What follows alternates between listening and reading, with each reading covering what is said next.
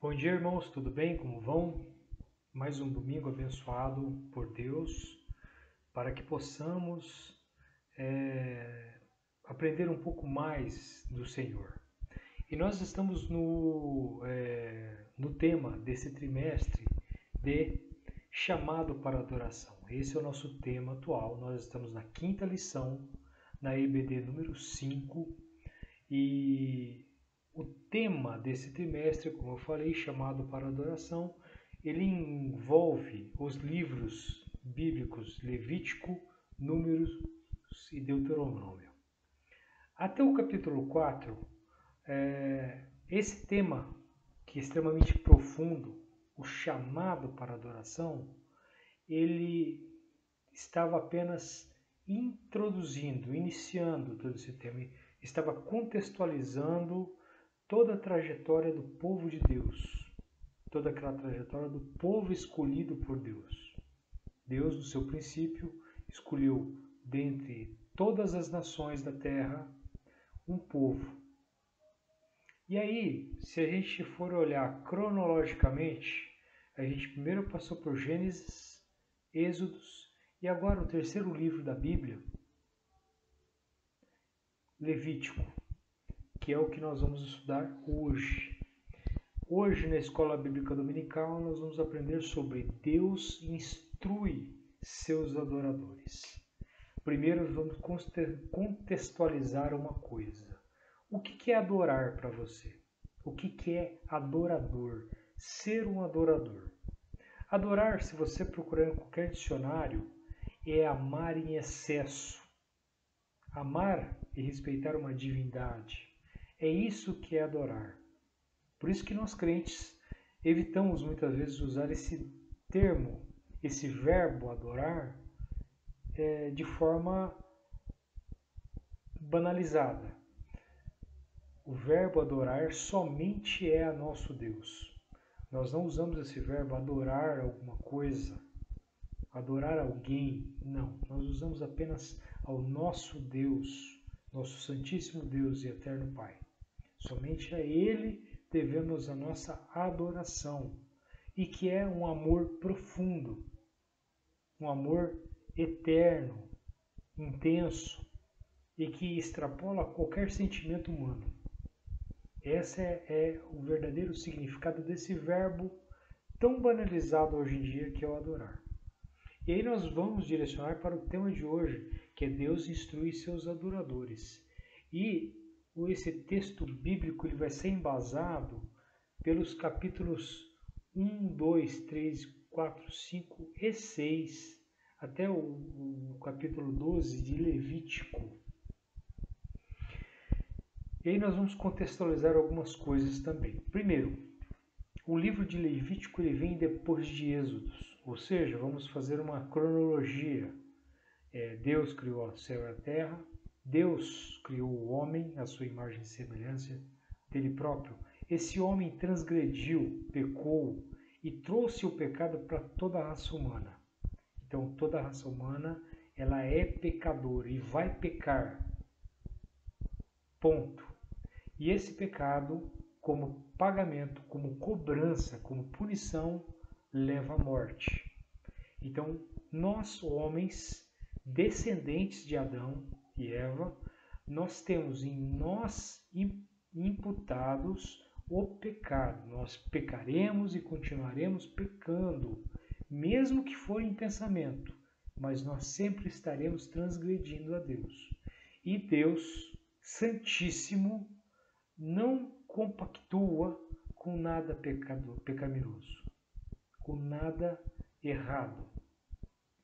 Portanto, nós se desconciliamos de Deus nesse momento. Esse é o pano de fundo para tudo isso. Aí Deus escolhe um povo, escolhe Abraão e escolhe para Abraão uma terra prometida, a Palestina, Israel. E aí a descendência de Abraão cresce, vai para o Egito, chega até o Egito, uma grande potência da época, lá acaba fazendo sua história, acaba se propagando naquela terra estrangeira, se torna escravo dos egípcios até que surge um libertador, Moisés. E esse Moisés, com a intervenção de Deus, ele liberta esse povo de Deus do Egito. É razoável a gente pensar que todas essas pessoas, apesar de fazerem parte do povo escolhido de Deus, eles passaram muitas gerações sob a custódia de uma cultura egípcia distinta da deles. Eles foram perdendo o significado real de ser filho do Altíssimo, de ter um único e exclusivo Deus, o verdadeiro Deus que existe na face da terra, que é o nosso Senhor. Eles perderam essa sensibilidade, eles perderam toda aquela questão litúrgica, toda a questão de adoração. Como que é? Perderam todo esse sentido. É natural que isso acontecesse, já que eles eram servos em terra estrangeira, uma terra pagã. Eles conseguem sair de Moisés. Com a ajuda de Moisés e com intervenção divina, saem. Eles chegam num ponto chamado Monte Sinai.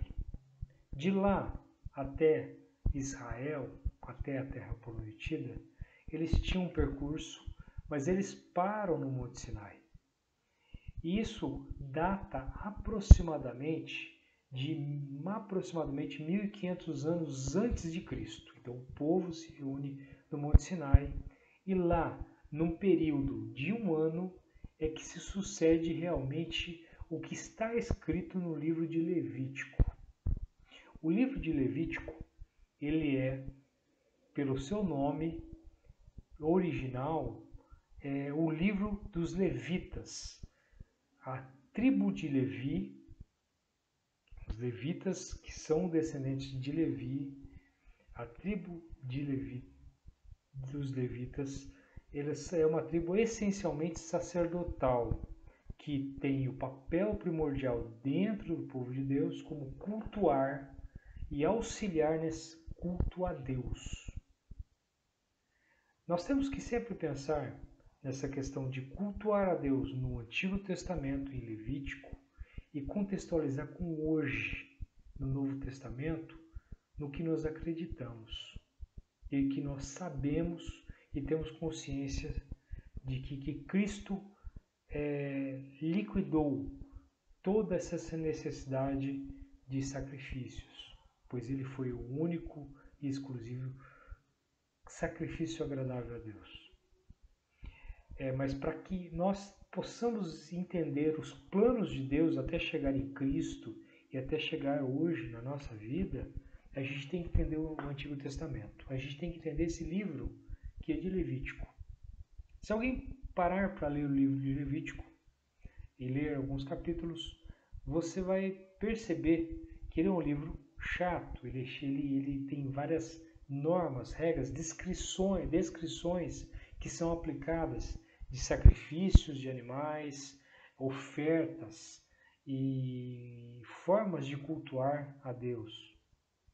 E aí nós temos que entender o livro de Levítico no contexto que ele está naquele momento, há 1.500 anos antes de Cristo, no momento que Moisés chega com o povo de Deus no Monte Sinai. E aí Deus começa a instruir Moisés no Monte Sinai de como deveria ser o culto a ele, como deveria ser esta adoração. Deus começa a instruir Moisés e o povo de Deus como deveria ser a adoração. E aí, a gente tem que entender o livro de Levítico, entender esse ensinamento tão importante para a gente saber aonde que ele vai indicar posteriormente, até os dias de hoje, até a época de Cristo. Qual foi o significado da morte de Cristo? O significado de Deus vir ao mundo como carne, se fez homem e se oferecer um sacrifício eterno para a raça humana. É esse o ponto, esse o clímax de toda a história, de toda de todo o entendimento e de tudo que está escrito na Bíblia, na palavra de Deus. E aí o livro de Levítico ele é muito importante para a gente entender os rudimentos da fé que nós temos. Aqueles rudimentos originais que foram feitos. Nós temos que lembrar que naquele momento o povo de Deus era descendente de Adão e Eva, portanto, eles possuíam na sua natureza o pecado. E o pecado ele não se religava a Deus. Quem tinha esse pecado não conseguia ter a plena ligação com Deus. Deus não compactua com aquilo que não é santo. E aí o livro de Levítico ele tem uma palavra-chave importante, que é santidade. Deus exige santidade. Como um povo recém-saído do cativeiro egípcio, um povo pagão, com costumes diferentes, chegaria e se tornaria um povo adorador de Deus. Aí nós temos que entender o conceito, o início de Levítico. E aí Deus começa a fazer várias instruções para isso. A primeira instrução que Deus coloca é os holocaustos.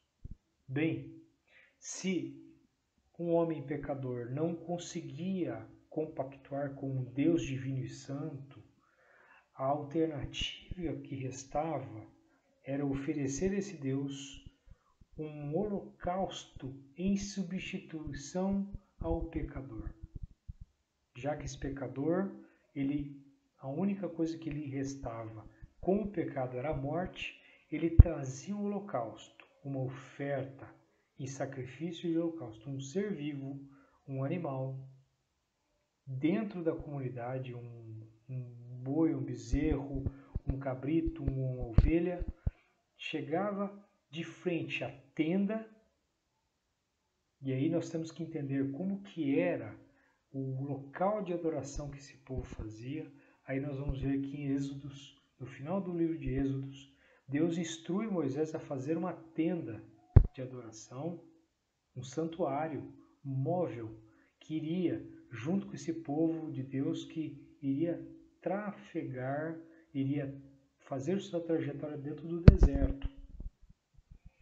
E aí essa tenda, ela tinha um compartimento interno que somente o sacerdote, descendente de Levi, podia entrar lá dentro. E aí essa pessoa que se sentia culpada pelos seus pecados trazia uma oferta, um holocausto, um ser vivo. Colocava a mão na cabeça do ser vivo e oferecia a Deus. Esse ser vivo ele era morto, seu sangue era esgotado e aspergido em volta dessa tenda. E os pedaços desse animal, ele era posto sobre o altar, uma espécie de churrasqueira, e lá ele era queimado. Esse holocausto queimado simboliza o pecador. Ele, em substituição deste pecador que leva esse holocausto, é queimado e eliminado, liquidado. Os pecados foram liquidados. Quem já morou em zona rural e vai entender o que eu estou falando, sabe o quão difícil é você trabalhar, dispor lixos. Lá você não tem um sistema de coleta de lixo como tem numa cidade. Essas pessoas, numa zona rural, muitas vezes elas usam o artifício de queimar as coisas, queimar o lixo. Eu já vi muito isso em zona rural, as pessoas juntam lixo e ateiam fogo. É a forma que eles têm, a única maneira, de eliminar aquele lixo. E naquela época, no meio do deserto, o povo de Deus provavelmente utilizava isso como simbologia. Eles tinham lixo, eles geravam lixo, detritos, e eles queimavam para se livrar daquilo. E aí, a mesma relação que eles faziam com o pecador, com o pecado que eles tinham. Eles colocavam isso no animal inocente, sacrificava esse animal como holocausto e colocavam para ser queimado. Então todo aquele pecado ele era consumido e dissipado, como o lixo que nós fazemos. é muito importante a gente ter noção dessa questão, de que nós, pecadores, estamos em distinção com Deus e nosso caminho somente é a morte. Ponto. E que naquele momento, nos rudimentos da nossa fé, restava aquele povo apenas procurar um holocausto de substituição, um animal expiatório. E aí que vem o termo bode expiatório. É aquela pessoa que é utilizada para ser sacrificada em prol de uma comunidade. Então, o cabrito, a ovelha, o boi, ele era usado como sacrifício eterno. Ele era usado como sacrifício momentâneo, melhor dizendo, naquele momento. Tá? Mas, se a gente analisar um pouco mais essa questão de holocausto, a gente vai ver que as ofertas feitas necessariamente possuem duas naturezas. Primeiro, uma oferta em penitência das suas falhas. O povo de Deus levava essa oferta ao sacerdote na tenda, onde ele levava essa oferta como sacrifício, como oferta sacrificial dele. Era uma coisa que ele tinha, ele levava até a tenda como sacrifício para expiar o seu pecado. Mas também tinha aquela oferta de agradecimento, aquela no qual o indivíduo estava eternamente grato por Deus dar a possibilidade de ter comunhão com ele, e nesse momento ele podia comungar com Deus. Então as ofertas elas podiam ser classificadas em duas: aquela de expiação dos pecados e aquela de alegria, de gratidão naquele momento por ser filho de Deus, por ser povo escolhido de Deus. A gente percebe também que o sacrifício que era promovido no livro de Levítico, ele também colocava uma ideia de comunhão com Deus. As pessoas que levavam o seu sacrifício, elas ficavam em profunda comunhão com Deus, e isso transcendia de Deus para a comunhão com os demais, pois toda a comunidade sabia e se alegrava daquela oferta. O povo de Deus passou a criar festas e datas festivas dedicadas a esse sacrifício que eles levavam até Deus naquele momento. E aí isso não só criava uma comunhão daquelas pessoas com o próprio Deus, uma comunhão individual com o Deus Altíssimo, mas uma comunhão entre eles próprios, pois eles tinham aquela ligação momentânea de festas, festividades que traziam alegria de estar ofertando algo para Deus. Isso também trazia extremamente coisas profundas. E aí, para a gente finalizar, a gente entende que o livro de Levítico realmente ele foi extremamente importante para a gente entender lá na frente o que nós hoje conhecemos como todo o Evangelho de Cristo Jesus. Hoje nós sabemos que nos rudimentos da nossa fé exigia-se a morte de um animal inocente para que possamos ter comunhão com Deus.